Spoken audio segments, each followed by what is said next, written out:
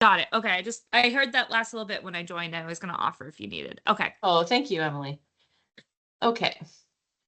All right, great. We have a good group of people so far, and I think people are going to continue filtering in as we go along. But I'm going to go ahead and get started, and I will let you know that we are going to record this meeting. And I just want to welcome everyone to this seminar on what works, why, and for whom, applying realist review methodology and understanding in land tenure reform interventions in Sub-Saharan Africa with our presenter, Stephen Lawry. My name is Elizabeth Bryan, and I'm a research fellow at IFPRI, and I'm a co-lead of the methods and metrics sub-area of work under the CGR Gender Accelerator, along with Hazel Malapit at IFPRI and Karen Norchi at EMI. And I'm delighted to have all of you here at this webinar today. This is a webinar that's part of our EnGendering Data Community of Practice series. We have a blog online where people can post experiences with developing, applying gender research methods and tools. And we also host, periodic webinars like this one where we share different gender research tools and methods with this community of practice. And I'm delighted to also introduce my colleague Ruth Meinsendick, who's an emeritus fellow at IFPRI, and who is actually the one who gave us the idea for this particular webinar on realist reviews. And she is going to introduce our speaker and this session today. But before I turn the mic over to Ruth, I just want to give us a little bit of notes on the timing for this. We're going to have a quick introduction from Ruth, and then we will turn it over to our speaker for about 1/2 hour for presentation. But we do want to save some time for questions and discussion at the end. So please, as this presentation goes along, start typing any questions, comments, anything that you have in the chat, and we will return to those at the end of the presentation. So thanks again, everyone, for joining us, and I will go ahead now and turn it over to Ruth. Thank you, Elizabeth. Thank you to the Methods series of the Gender Accelerator for hosting this, and Steve Lawry for presenting.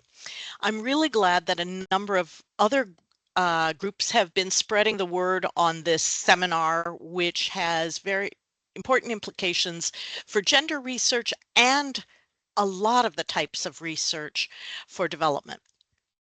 And there's nobody better qualified for this than Steve Lawry. He has a long and illustrious career in research, implementation, and philanthropy, all areas that are concerned about issues of effectiveness. He was in research at University of Wisconsin Land Tenure Center, Harvard's Kennedy School, and as director of governance research at CIFOR. He also had numerous senior positions at Ford Foundation and even as president of Antioch College. My experience with working with Steve was in co-leading the tenure and governance flagship of the CGIAR program on policies, institutions, and markets, which is where I first learned about realist synthesis from Steve. Now, I've had concerns with the growing dominance of systematic reviews, which are derived from medical studies where everything can be assumed to be the same. But those don't account for the context of the studies or the mechanisms by which things have an effect. I found a quote last night from Pawson et al. Traditional methods of review focus on measuring and reporting on program effectiveness. They often find that the evidence is mixed or conflicting and provide little or no clue as to why the intervention worked or did not work when applied in different contexts or circumstances, deployed by different stakeholders, or used for different purposes. Now, realist synthesis seems to be so much more appropriate to the kind of work we do in development research, but I've been surprised at how few people know about it or apply it. I'm hoping this seminar will help remedy that. And perhaps one reason that the Gender Methods group is interested in this is that good gender research is attuned to the importance of context. I'm in a meeting. Yes, that is an important aspect of our context. We are in a meeting. So I hope others beyond just the gender group will take this up as well, and that we will be seeing more about the value of accounting for context and mechanisms. Steve, over to you to show us how this approach works, and it doesn't hurt at all that he's applying it to a topic dear to both of our hearts of land tenure reform. Over to you. Okay, thank you, Ruth, and much thanks to Ruth for her leadership, but really her initiative in bringing me to the methods series of the Gender Accelerator. I didn't have to think for more than a second, not even that long, that this is something I'd be pleased to do. And as Ruth mentioned, she and I were co-directors of the Tenure and Governance group at the program, what was it called? Policies, Institutions and Markets program in the CGIAR system for some years. That was a really, working with Ruth has been a highlight really of my own career. So Ruth has done a very nice, has drawn our attention very directly to what's important here in this conversation with respect to realist reviews as a method, and that's understanding context. What do we do as scientists? We spend much of our time evaluating how programs, initiatives, let's call them, I use the word most frequently, interventions, how people respond to interventions that aim to promote social change. Social change where? Well, in different social, and I often say ecological because I work on land use issues, social, economic, cultural, ecological, political contexts. And these vary, of course, from place to place. They can vary across a city. From, say, if you live in LA, Santa Monica is a different kind of context socially than maybe East LA. I live in New York City, great diversity of neighborhoods. I've worked principally in Africa on land tenure and land reform issues. And there's a particular very dominant form of property rights, a property right institution. It's based on customary arrangements, based on really socially embedded property rights arrangements. And so they have a particular context. They vary among one another, and they're subject to change over time, but they're quite distinct from the property rights contexts of Latin America, much of Latin America, or much of Asia, or Europe and the United States. And so here in this first slide, I provide a bit of a definition of what realist methodology is. It's an evidence-based literature review approach for understanding complex interventions and programs by developing transferable theories. I want to emphasize the word theory here. I'll speak to it over and over again, that explain how and for whom and under what circumstances they work. Now, for whom is very important here, if you're a member of the Gender Accelerator, because the circumstances of people by virtue of gender, socioeconomic status of various kinds is a relevant contextual factor when evaluating the impacts of interventions in any particular context. And as Ruth pointed out, the systematic review approaches really are not designed to grapple with the question of context. And here I want to make reference to this citation I offer here of a study that I participated in, published in 2017. It was funded by DFID during a period where they were of the view that the gold standard of evaluation methods was systematic reviews. And here we were asked to look at the impact of property rights interventions on investment and productivity in Latin America Asia, and Africa. And it was really an opportunity to do sort of a comparative study of context. And what we found was that after a intervention based on certifying property rights in Latin America and Asia, where there are issues of tenure insecurity, that the certification or registration intervention often resulted in significant improvements in levels of investment and productivity at the parcel, at the farm level. However, those programs, when introduced into African contexts, in mainly the context of customary tenure, born of an assumption on the part of the designers, the donors especially, that customary tenure was inherently insecure and hence not conducive to investment and in productivity. We found that the investment and productivity response post-intervention was at best very weak, and sometimes often just there was no effect. And so, well, what explained the differences? Well, the methodology really didn't permit us going into the contextual factors that might explain the differences. Now we hypothesized, and this is where theory making comes in, and I'd worked on customary tenure issues for many, many decades really, was that, well, the reason there was such a weak response was tenure security pre-intervention was strong.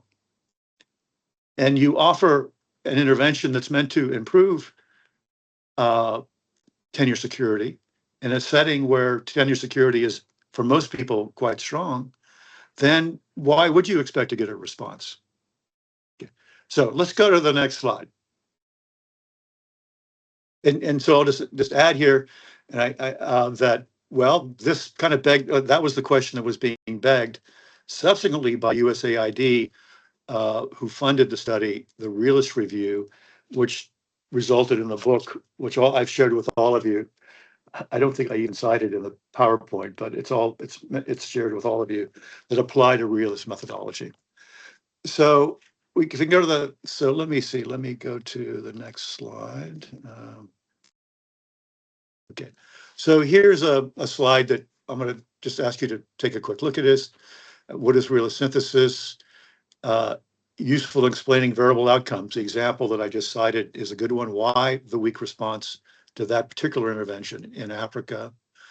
The questions of mechanisms are very, very important because Realist review brings a specific understanding of how mechanisms work. And I'll say a little bit about this now and more later, because after context, the question of mechanisms and how they work, how they're defined really, is crucial to Realist analysis. A mechanism is not an intervention. And some of us, I think, understand that intuitively. A mechanism is something that's, an intervention is something that's put out there that results in change. But if we dig a little deeper, we understand that interventions are providing resources to people. And what matters in terms of the ultimate outcome is how people respond to those resources. Okay. And then that begs the question, well, the response is going to be conditioned very much by the context within which people live. And their responses will vary by virtue of, in any given context, by virtue of how they're situated in that social system. So interventions are a resource. What's important to understand about mechanisms as a sort of a system is how people use those resources to respond. That's the mechanism. Okay.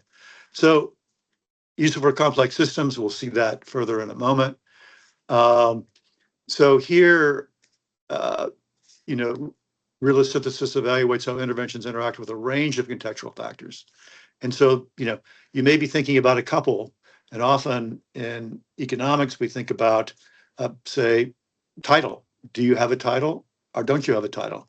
in getting into the complexity of the larger context is a limited kind of enterprise, often in economic methods. And so, well, we know instantly that there are other factors in the environment that matter.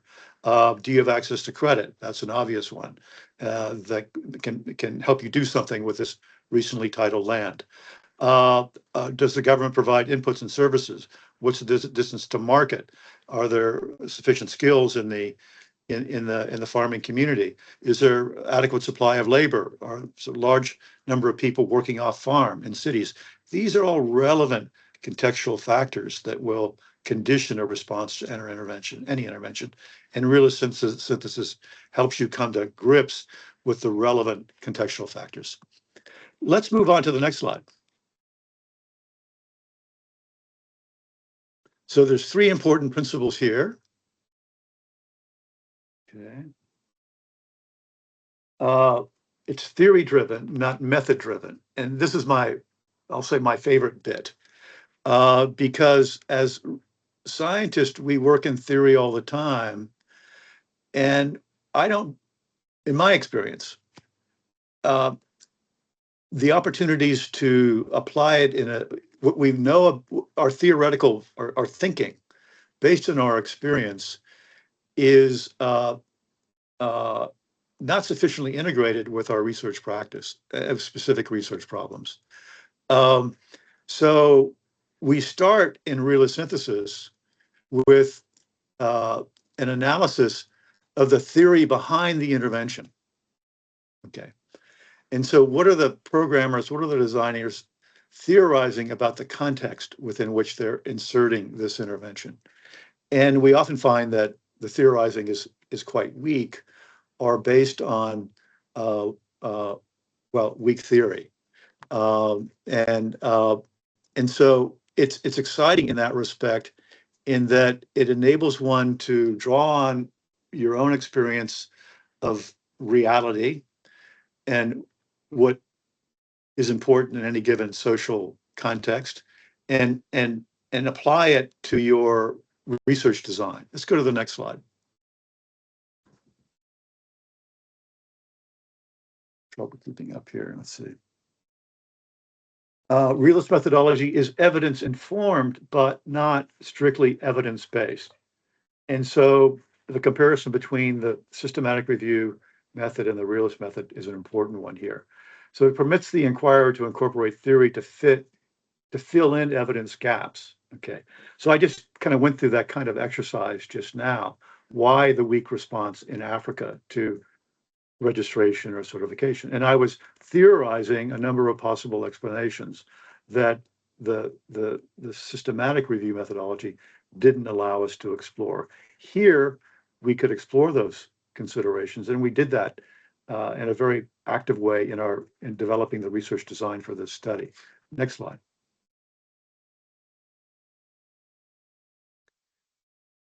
Okay. So in the end of the kind of effort, that theory in realist inquiry uncovers the architecture of programs. So what you'll see is that we reveal the kind of implicit theories often of interventions, theories not being well developed or in fact robust, let's use that term.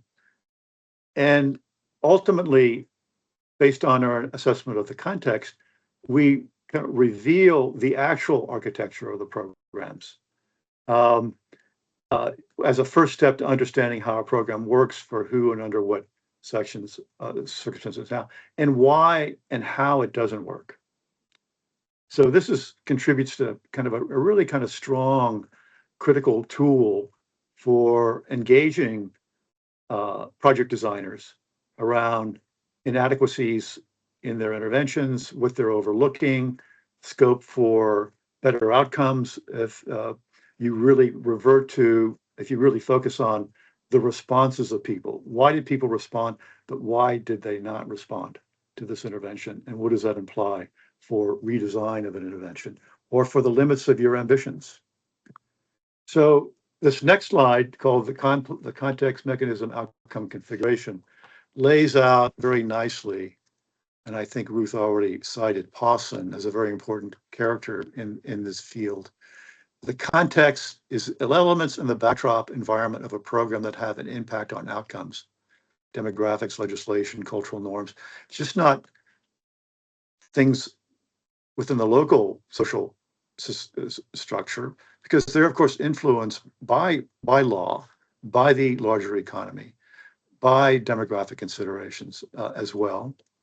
And then the mechanism, the resources offered through a program, and the way people respond to those resources. Do they use them as useful information, advice, trust, engagement? Are they motivated to change their behavior in ways that the program designers had wished? That results, the context and how the mechanisms shape, the mechanisms and the context together shape behavior, result in outcomes. They're intended or unintended effects based on context, mechanism, interactions, changed outlook, service uptake, decision-making, resiliency, and so on and so forth. And this is why the designers of Realist call it, I think, Realist. It's really taking account of the reality of the context within which people live and work. Let's go to the next slide.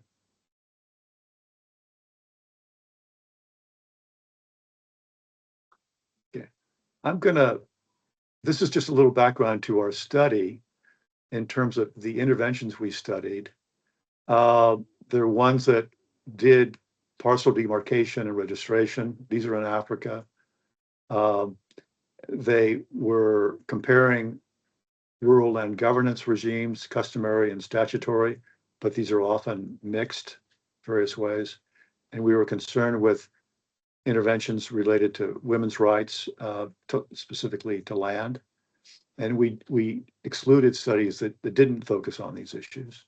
And the outcomes we were concerned with related to productivity, the kinds of classic questions of kind of registration and certification, to social inclusion, and to resilience. And in the end, we really focused on productivity and social inclusion, including women's rights and the rights of migrants. And we excluded studies that didn't include those considerations. And so any of you who've gone through a systematic review process or other research processes know that you go through a process of developing a database. You do searches at different levels of generality, initially informed by keyword searches. Then there's a trimming process that looks more purposefully at the relevance of the studies. One great challenge for us was finding a sufficient number of studies that in the African context that dealt adequately with contextual questions, matters of context, okay, in a broad kind of, in a sophisticated way. And that was a challenge. And we set a threshold, I think, of maybe 3 studies per country as being kind of the threshold, 3 good studies per country, but that was hard to do. And in the end, we settled on 4 countries. I think let's go on to the next slide. We'll talk a little bit about this here: Benin, Ethiopia, Rwanda, and Zimbabwe. So here's a little bit about the Realist study design. I know this is of interest to the methods group, and one can't go too deeply into this in a short webinar. But I do want to, I'm trying to sort of enter this at sort of a level of complexity that it will be of interest to you, and you'll be able to follow up further. So you frame a research question. What contextual factors shape where, how, and for whom particular tenure interventions result in positive outcomes for tenure security, agricultural investment and productivity, and social inclusion? So we're already talking about where, how, and for whom. We're recognizing that any social context is differentiated in terms of considerations of status, wealth. These variables often relate to gender, access to land, conditioned by, for instance, gender, And so vital questions and that speak to the broader concern for social inclusion. Um, uh, so here's what we did. We had 86 journal articles, 14 impact evaluations as candidates, conducted purposive searches to fill in gaps from systematic review, systematic searches of Google and our own libraries. This speaks a bit to our own experience, yielding 50 additional papers, 13 of which met our inclusion criteria. Following realist methods, we later drew on literature on theoretical frameworks, legal documents, and articles regarding history and social systems for the case countries as background for enriching our understanding of contextual factors. So in the book that we've shared with you, the really important background sort of story with respect to the interventions we were studying is customary tenure in Sub-Saharan Africa. So chapter 2 of the book is dedicated to an evaluation of the literature, a review of the relevant literature on customary tenure, its relationship to the larger social system. We came to understand, and we talk about this in the book, the customary tenure is an expression of the social system in a fundamental way. Socially embedded had no greater meaning, if you will, than when we're talking about customary tenure in Sub-Saharan Africa. And when you're looking to intervene in a social system in this way, then you will have potentially significant, there'll be significant social consequences. And they could be good and they could be not so good, or they could be good for some people and not so good for others. For data extraction, we used a customized form that allowed us to pull out the key data. I'm going to keep moving along here. You're probably familiar with a lot of this. So then there was the analysis. We had sufficient evidence to work in these 4 countries.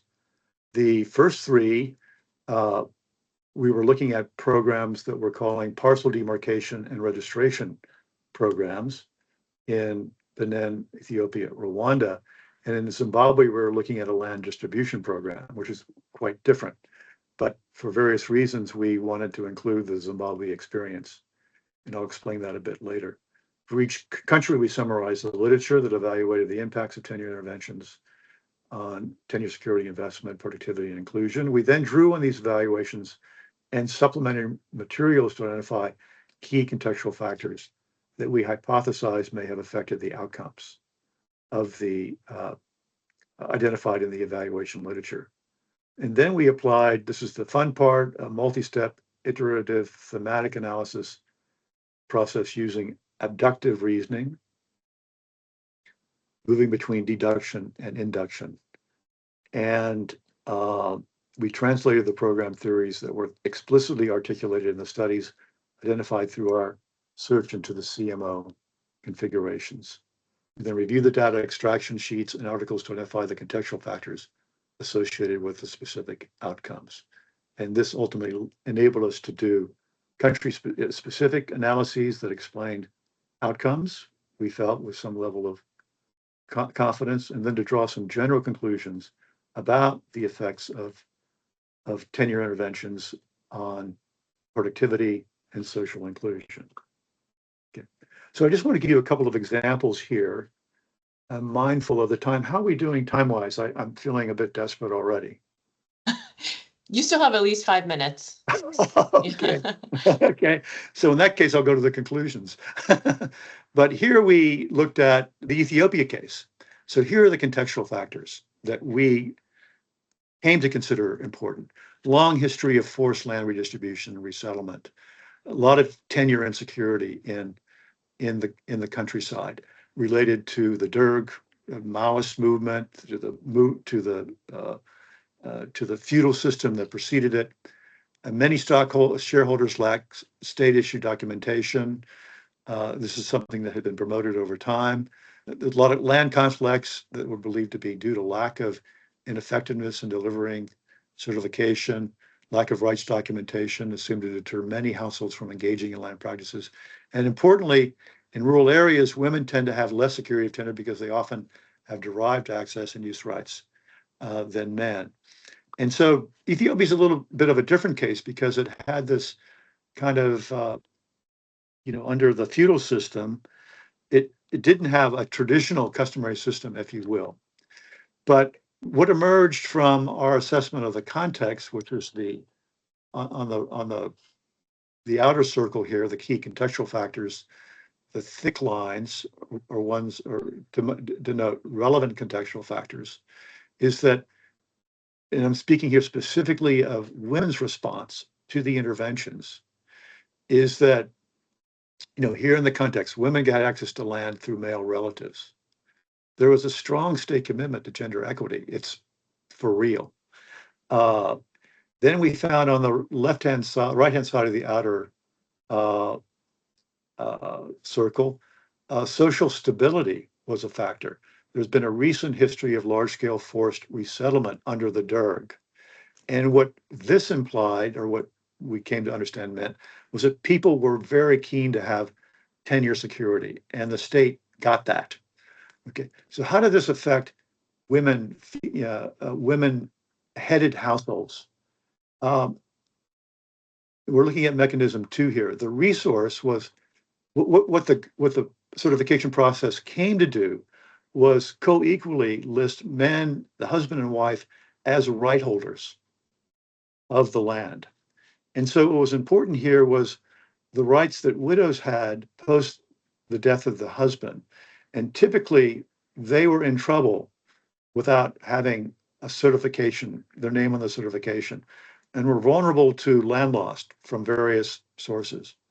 But the resource provided by the intervention were clear rights to parcels within the village boundary, that is, within their villages.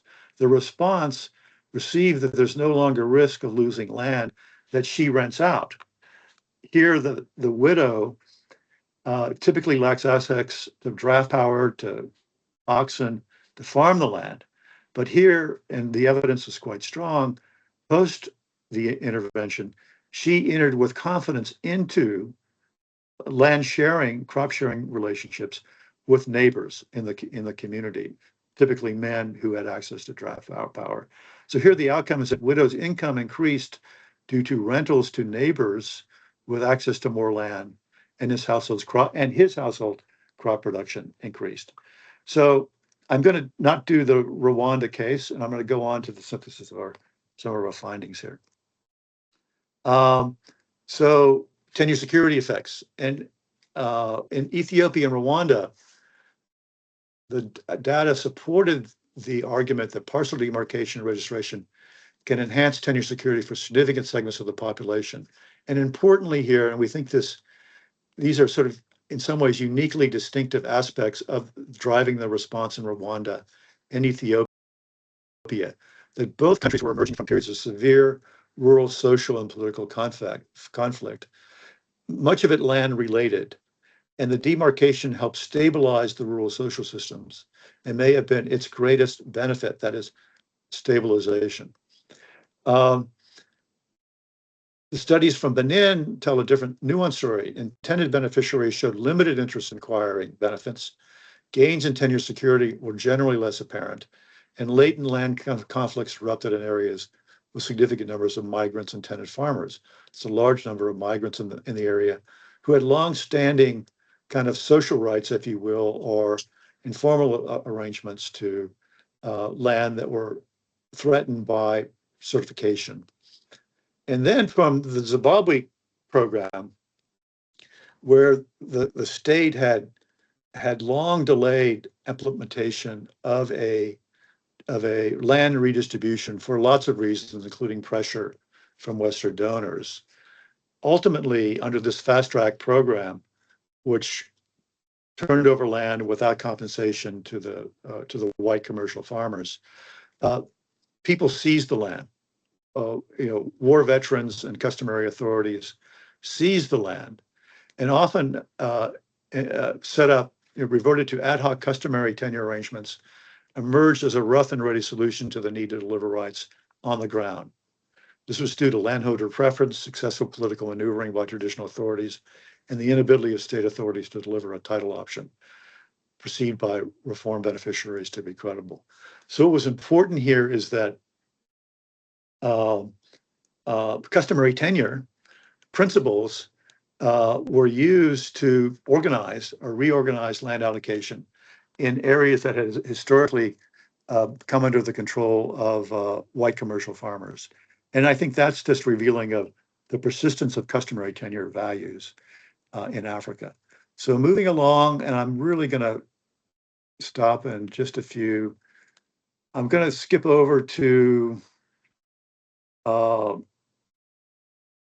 gender-related findings. That's synthesis of findings. Can you hear me? Yes, we can hear you. Okay, so that's slide, it's synthesis of findings 5. Do you have that slide? Yeah. Okay, good. We got it. Good, okay. I'm sort of assuming this will be of interest to the group. Persistent cultural norms that prevented women from actualizing their rights attenuated the beneficial effects of the legal framework supportive of gender equality in all 3 PDR countries. These norms hinder women from being included on certificates for jointly held land, especially in Benin and to some degree in Rwanda, where only women in a union sanctified under the matrimonial law could co-register their land rights with their husbands. Okay. While reforms clarify women's rights to inherit, in some cases to own land independently, none appear to fundamentally disrupt the patrilineal social order in which customary tenure rests in most areas of Benin and Rwanda. Customary tenure outcomes for women were less favorable in Benin when compared to Ethiopia and Rwanda. This is a bit repetitious. I've already really spoken of that. Additionally, both Ethiopia and Rwanda integrated into their programming extensive land and inheritance rights education and awareness program for women, as well as training in women's land rights for community leaders.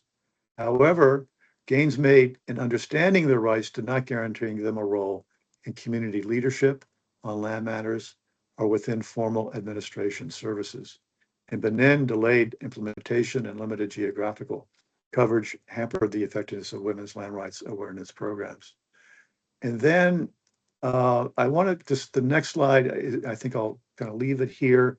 And this is something that as gender researchers and scholars, you're aware of, I think, and speaks very much to the social context in many of the settings in which you work, but maybe from an angle that is more cautionary and provides something to think about. Once again, this reflects part of the literature that we captured in the course of our inquiry.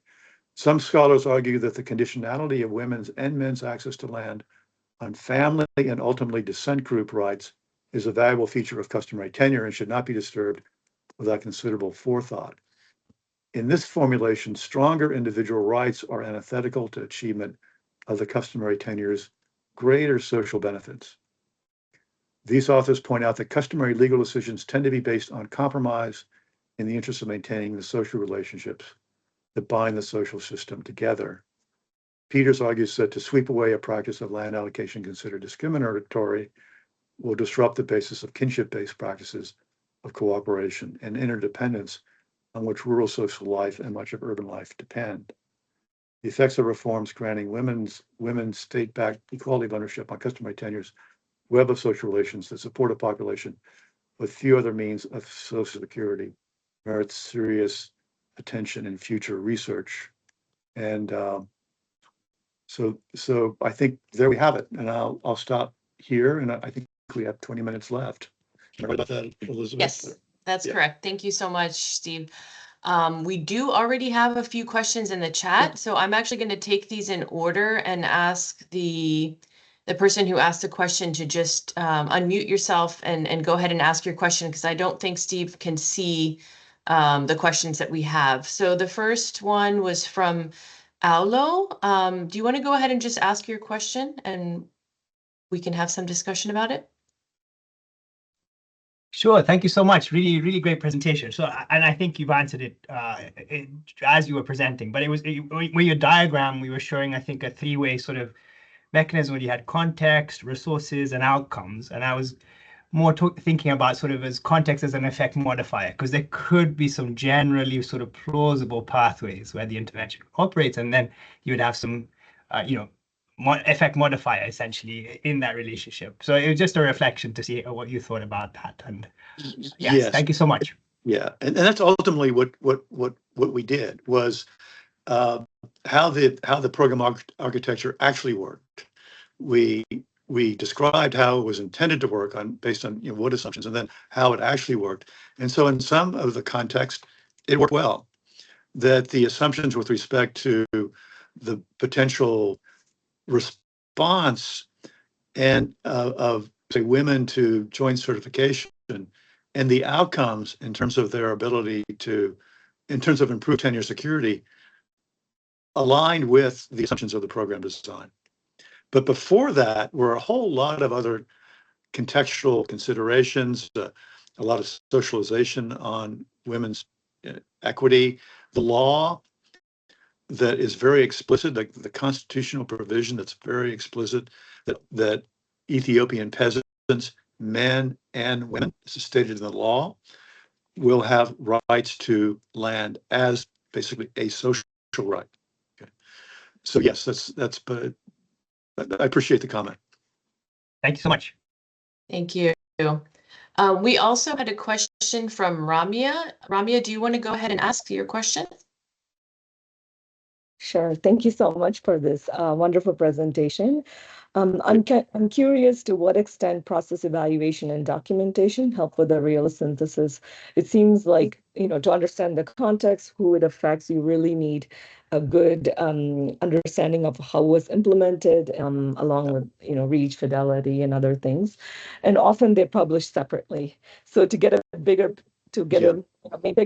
I'm actually curious, how do you write a paper for a realist synthesis? I feel like that's that would be nice if we start doing that. Yeah. Well, I think that part of the answer is that just comparing the systematic review on investment and productivity that I mentioned at the outset, which I co-authored, and with the materials that were used there, with the materials that were used in the realist review. The systematic review was based largely on research from the economics community. Okay, productivity and investment questions are analyzed empirically in terms of value of crops produced, and we had a wonderful, actually a quantitative political scientist on the team, Cyrus Sammy at NYU at New York University. And compared to other systematic reviews, the quantitative rigor that we were able to apply is kind of unequaled, I would say, and the paper is quite widely cited as a result. But once again, the result, the analysis is limited in the insights it provides with respect to why this response in Africa and a different response in Latin America. Now, I was at the Land Tenure Center at the University of Wisconsin for many years, and most of my colleagues initially were Latin Americanists, and they would have had lots to say about why this was the case. Title is the name of the game in Latin America. That's just, there's no other kind of option. And so if you're a poor peasant living on the suffrage of a large landholder, your prospects are not good. This is where redistributive land reform based on title was really important. And that's why you saw the response in the selected countries that were in that study. In Africa, because we as a team, I think, of scholars, and 3 of the 5 co-authors were all African scholars, and I'd worked in Africa for many decades. We brought more experience and theoretical perspective to the customary tenure question. So I think, and the literature was principally anthropological. That's the point I'd like to make, anthropological. And if you look at the bibliography, you'll see, you'll recognize, people that you would have come across perhaps, but who are really, experienced, seasoned anthropologists and social sciences scientists, sociologists. So that's a factor, and I found it a hugely rewarding experience. And it was, I've done literature reviews in the past, but this is really a literature review, and the review is based mainly on qualitative literature, but it's structured in a way that provides a purposive inquiry into factors that matter, and that then can be synthesized. And synthesizing with qualitative data is very much, it's a matter of judgment and experience, but also care, and relying on your colleagues and their experience and judgment. So that's a fairly general response to your question, but I really appreciate it. Yeah, thanks, Steve. I also was very interested in Ramia's question about, can you apply process evaluation documentation? And I don't know if others on this call have any experience with that, but I think it would probably largely depend on the type of intervention you're looking at. In your case, in this, what you just presented is more of a policy intervention, which takes place at a large scale, which might not have the kind of process evaluation documentation that you might have in an intervention that's, say, implemented by an NGO in particular communities where they're actually documenting what happens, what went wrong along the way. Right. So I would be curious to see if there is literature out there that uses this realist synthesis approach and integrates that kind of information.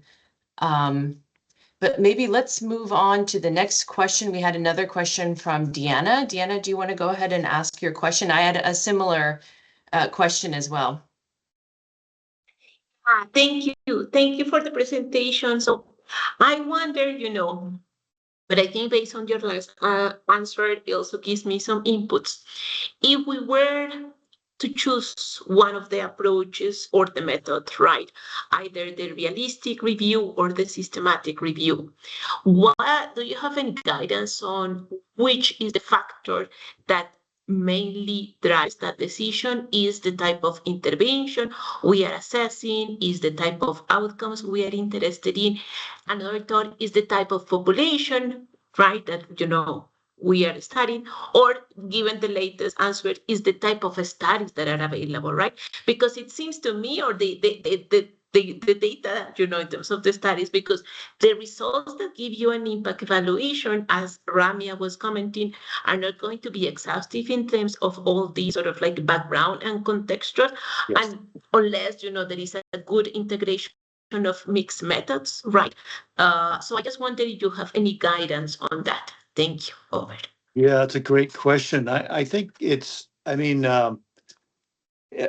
of a simple, kind of an intuitive response might be that it's a question of complexity of the social context, but it's hard to make, they're always going to be more complex than you imagine, and as is the case, say, with, and of course that varies by context, but the property rights interventions, it depends, but I say that really depended on the dominant property rights system.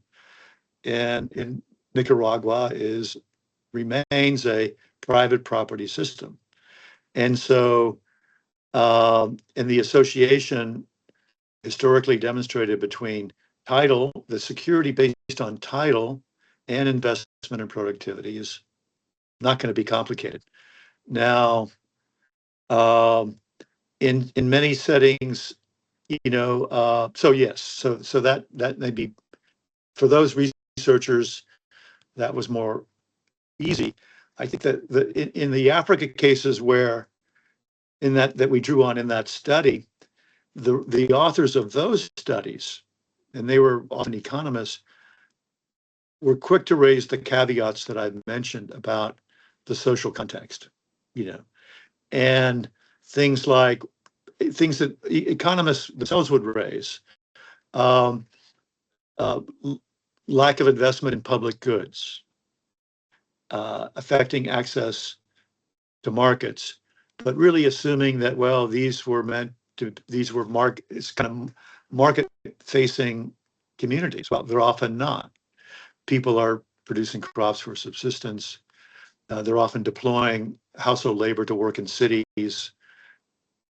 The rural family is relying on remittances from people working in the formal economy, and so on and so forth. So even they didn't capture that kind of complexity in changing economic kind of structure in the rural area. So, I mean, just to go a little bit further, there's some fascinating research. This relates to the persistence of customary inheritance principles in Africa, is that a wonderful research by a scholar at Oxford who's from South Africa is finding that when houses go on the market in Soweto Township outside of Johannesburg, owned by a couple, say, and they have title, they've had title for some years, beginning in the post-apartheid period, that family from the countryside turn up to make their claims to a portion of that sale. In other words, this is a socially embedded property rights system, more largely speaking. And so wherever the property is, it doesn't matter, that as family members, you're going to make a claim or have rights to a claim. So I think I've wandered away from answering your question, but I think complexity is an elusive. Just how complex a context is a bit elusive. For instance, something I'd hope to follow at some point is that Malawi, in rural Malawi, has like the highest level of divorce in Africa. Like 30% of rural female head houses are divorced. Okay, not widowed, but divorced. Okay, from what I understand, but there's been efforts to clarify their property rights as divorcees, which is in some respects, well, in many respects, maybe more complicated than for widows. Okay, because there's been estrangement in the relationship. And there maybe has been some success in that direction, but they remain very, very poor. As you might imagine, it's not a surprise. And so the character of the social relationship that led to the female headedness is relevant here. A fascinating aspect of the Rwanda work was that although there's a certain amount of polygamy, and the senior wife would in marriages not covered by the matrimonial law would be at a disadvantage in terms of inheriting, because the law is requiring you had to be officially married. And so what one of the researchers was finding was junior wives were outside of any marriage, formal or informal, were registering their parcels independently, okay, with the endorsement of the husband. So they had arguably stronger tenure security than the principal wife. So what's going on here? Resources are being offered. People that you wouldn't expect are taking them up in different ways. In Rwanda, very importantly, some years after the certification, a World Bank study found that 85% of parcel sales were not registered in the registry. What does this mean? It means the registry will become a non-authoritative source of identifying ownership within 15 or 20 years. Okay. And See, sorry, yeah, Steve, to cut you yeah. off, but I do want to take one question from Yes, right. Cheryl because she's had her Yeah. hand up for a while now. Oh, And there's great. also been some conversation in the chat that maybe Great. Ruth or Agnes wants to jump in on. So go ahead, Cheryl. Right. Great. Actually, it's more of a comment. Thanks, Steve. This was really interesting. It's really nice to see you kind of setting out a framework for how to do this. I feel like this is the kind of work we used to do, right? When I wrote something years ago on technology adoption that was a literature review and a synthesis, looking Right. at the qualitative work and the quantitative work Right. and trying, I don't think then I would have said I was trying to draw out the mechanisms, although that is what I was trying to do. Right. So it's nice to see that now coming back. Yes. And to see a framework for actually doing it. And I agree with what Ruth has just written in the comments, that it's time to shift the burden of proof and justify why systematic review is appropriate. I get so frustrated with systematic reviews where what they're doing is they throw out so much of the information, right? So it's Right. not just that they're not looking at the context in the papers that they're studying, but they also take, hundreds of papers and say, well, somehow there's nothing in here that we can learn because the methodology doesn't meet these really narrow criteria. That's right. And that we do need to be able to judge when is it good and rigorous and when can we learn something, but we can learn something really important sometimes from some of the just very descriptive things that aren't very analytical, that when we put our theory with it and the other context, the other material, that's when we really learn something. So I'm just really delighted to see the kind of framework that you're laying out for us today. Great. Thank you, Cheryl. I really appreciate that very, very much. And we do, and I'm going to try to be brief here, but what this exposes for me and my colleagues is people have agency. And the most impressive thing was the Zimbabwe case, if you have a chance to read it. People took things in their own hands. In the failure of the state to deliver land, they just took it. And they took it, though, in an orderly manner and reestablished a system that worked for them. And it didn't work as well for women as it might have, but in the end, 30% of the beneficiaries were women who got their own land, free and clear from, it wasn't, they did it on their own, they're farming on their own. So there's just a lot that goes on in the social context, in this setting that is invisible to us.